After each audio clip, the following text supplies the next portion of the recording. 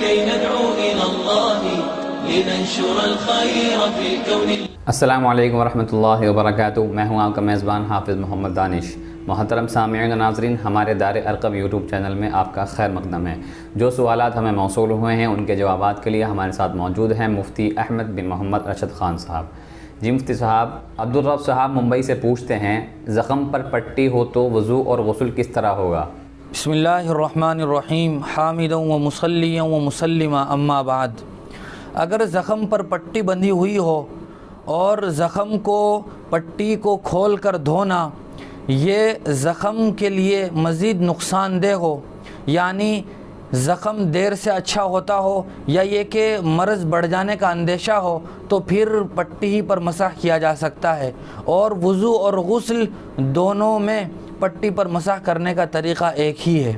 قاری سفیان صاحب کیرانہ سے پوچھتے ہیں، کیا غیر محرم خاتون کو سلام کرنا جائز ہے یا نہیں؟ غیر محرم نوجوان خاتون کو سلام کرنا یہ جائز نہیں ہے. اسی طرح اگر کوئی غیر محرم نوجوان خاتون مرد کو سلام کرے تو اس کے لیے زبان سے زور سے جواب نہیں دینا چاہیے، بلکہ دل ہی دل میں جواب دے دے.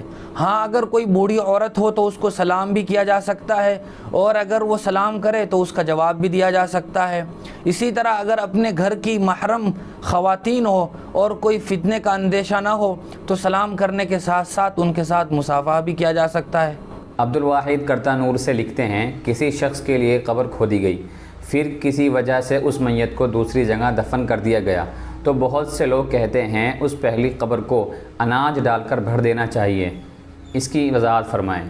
اس پہلی قبر کو بھرنے کے لیے اناج ڈالنے کی ہرگز ضرورت نہیں ہے، بلکہ اسی مٹی سے اس قبر کو بھر دیا جائے. اناج کا ڈالنا یہ اس علاقے کی رسم اور رواج تو ہو سکتا ہے، لیکن شریعت سے اس بات کا کوئی تعلق نہیں ہے. مولانا اویس صاحب بجنور سے معلوم کرتے ہیں، اگر کسی نے قرض کے بدلے اپنا کھیت کسی کے پاس گروی رکھا، قرض دینے والے نے کہا کہ تم ہمارا پیسہ اور ہم تمہارا کھیت استعمال کریں گے، جب تم ہمارا پیسہ دے دو گے ہم تمہارا کھیت واپس دے دیں گے، تو ایسا کرنا کیسا ہے؟ مسئولہ صورت میں جس آدمی کے پاس زمین رکھی گئی ہے اس آدمی کے لیے اس زمین میں کھیتی کرنا، فصل اگانا یہ بالکل جائز نہیں ہے، چاہے زمین کے مالک نے اسے اجازت بھی دے دی ہو. چونکہ اللہ کے رسول صلی اللہ علیہ وسلم نے ارشاد فرمایا، کل قرض جر نفعا فہو حرام، کہ قرض کے بدلے جو چیز گروی رکھی جاتی ہے اس چیز سے کو استعمال کرنا یا اس میں کسی چیز کا تصرف کرنا یہ جائز نہیں ہے. اگر وہ آدمی ایسا کرتا ہے تو یہ سود کے زمرے میں آئے گا، چونکہ یہ قرض پر مزید چیز لے رہا ہے اور اپنا فائدہ اٹھا رہا ہے. اس کو ہم ایک مثال کے ذریعے سے اس طرح بھی سمجھ سکتے ہیں کہ کسی آدمی نے دوسرے سے 15,000 روپے قرض لیا اور قرض کے درجے میں اپنی بائک اس کے پاس گروی رکھ دی، تو اب اس آدمی کے لیے اس بات کی اجازت نہیں ہے کہ وہ اس بائک کو استعمال کرے، اس کو چلاتا پھرے، چونکہ یہ قرض کے اوپر مزید نفع ہوگا جو سود کے زمرے میں آتا ہے، لہٰذا یہ جائز نہیں ہے. عبداللہ بھائی فیروز آباد سے معلوم کرتے ہیں، کیا جھوٹی قسم پر بھی کفارہ ہوتا ہے یا نہیں؟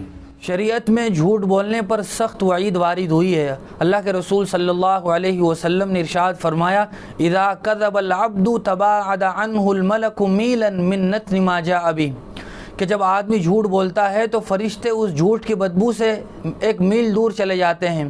پھر جھوٹی قسم کھانا یہ تو مزید گناہ کبیرہ، ناجائز اور حرام ہے. البتہ جھوٹی قسم پر کفارہ نہیں آئے گا. کس قسم پر کفارہ آئے گا یہ مستقل ایک سوال ہے. ایک صاحب سوال کرتے ہیں، میت کو دفن کرنے کے بعد اجتماعی دعا کرنا کیسا ہے؟ میت کو دفن کرنے کے بعد یا اسی طرح نماز جنازہ کے بعد مستقلاً اجتماعی دعا کرنا یہ نبی پاک صلی اللہ علیہ وسلم سے، صحابہ اکرام سے، سلف صالحین سے ثابت نہیں ہے. لہٰذا ایک ایسے عمل کو انجام دینا جس کا صحابہ اکرام سے کوئی ثبوت نہ ہو، اگر اس کو سنت سمجھ کر کیا جائے تو پھر بدعت ہو جاتا ہے، جس کو چھوڑنا بالکل ضروری ہے. اور نماز جنازہ خود مستقل دعا ہے، اسی لیے ہم اس میں دعا کرتے ہیں اللہم اغفر لحینا و میتنا، پھر الگ سے دعا مانگنے کی ضرورت نہیں ہے. مولانا وجاہت فرید قاسمی صاحب سوال کرتے ہیں کہ سبزی منڈی میں جب کسی چیز کے دام لگ جاتے ہیں اور وہ چیز فروخت ہو جاتی ہے تو آڑتی اس میں سے 1 یا 2 چیز اٹھا لیتا ہے، جیسے آم کے موسم میں آم کی پیٹی سے آم 2-3 اٹھا لیتا ہے، اس کا ایسا کرنا کیسا ہے؟ جب کوئی آدمی کسی آڑتی کے پاس اپنا سامان بیچنے کے لیے جاتا ہے تو آڑتی اس بیچنے والے سے اپنی قیمت وصول کرتا ہے پر کیجی کے حساب سے یا پر کنٹل کے حساب سے، تو اب آڑتی کے لیے اس بات کی اجازت نہیں ہے کہ وہ اس کے مال میں سے بھی کوئی چیز اٹھا لے۔ اگر وہ بیچنے سے پہلے اٹھا رہا ہے تو یہ مالک کے مال میں سے اٹھا رہا ہے، اور اگر بیچنے کے بعد اٹھا رہا ہے تو جس آدمی نے خرید لیا اس کے مال میں سے اٹھا رہا ہے، لہٰذا اس کے لیے اس بات کی اجازت نہیں ہے کہ وہ اس طرح اٹھائے۔ حافظ علیم الدین صاحب بہار سے لکھتے ہیں، کیا بچوں کا عقیقہ کرنے کے لیے باپ کا عقیقہ ہوا ہونا ضروری ہے یا نہیں؟ یہ اس طرح مشہور بات ہے، ورنہ ایسا شریعت میں کچھ نہیں ہے۔ باپ کا اگر بچپن میں عقیقہ نہ ہوا ہو تب بھی وہ اپنے بچوں کا عقیقہ کر سکتا ہے۔ پروفیسر جاوید فاروقی صاحب پوچھتے ہیں، کوئی آدمی ملازمت کی تنخواہ کے ساتھ رشوت بھی لیتا ہے اور وہ حج کے لیے حلال آمدنی سے جاتا ہے، لیکن اگر یہ آدمی رشوت نہ لیتا تو اس کے پاس اتنے پیسے بچتے جس سے وہ حج کر سکے، تو اس کا حج کرنا کیسا ہے؟ رشوت لینے پر شریعت میں بہت سخت وعید وارد ہوئی ہے۔ اللہ کے رسول صلی اللہ علیہ وسلم نے ارشاد فرمایا، الراشی والمرتشی کلاہما فی النار، کہ رشوت لینا اور دینا یہ دونوں جہنم میں لے جانے کا ذریعہ ہیں۔ لیکن اگر کوئی آدمی صرف حلال آمدنی اکٹھی کر کے حج کرتا ہے تو اس کا حج تو درست ہو جائے گا، لیکن چونکہ وہ رشوت کے پیسے کھاتا رہا ہے اور اس نے آج تک رشوت کا پیسہ ہی استعمال کیا ہے تو اسے توبہ اور استغفار کرنا ضروری ہے، اور جن لوگوں سے اس نے رشوت کا پیسہ لیا ہے ان تک وہ پیسہ پہنچانا بھی ضروری ہوگا۔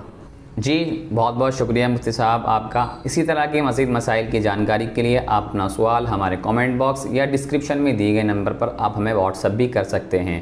ہمارے دار ارقم چینل کو سبسکرائب کریں، ویڈیو کو لائک کریں، صدقہ جاریہ کی نیت سے ویڈیو کو شیئر بھی کریں۔ جزاک اللہ۔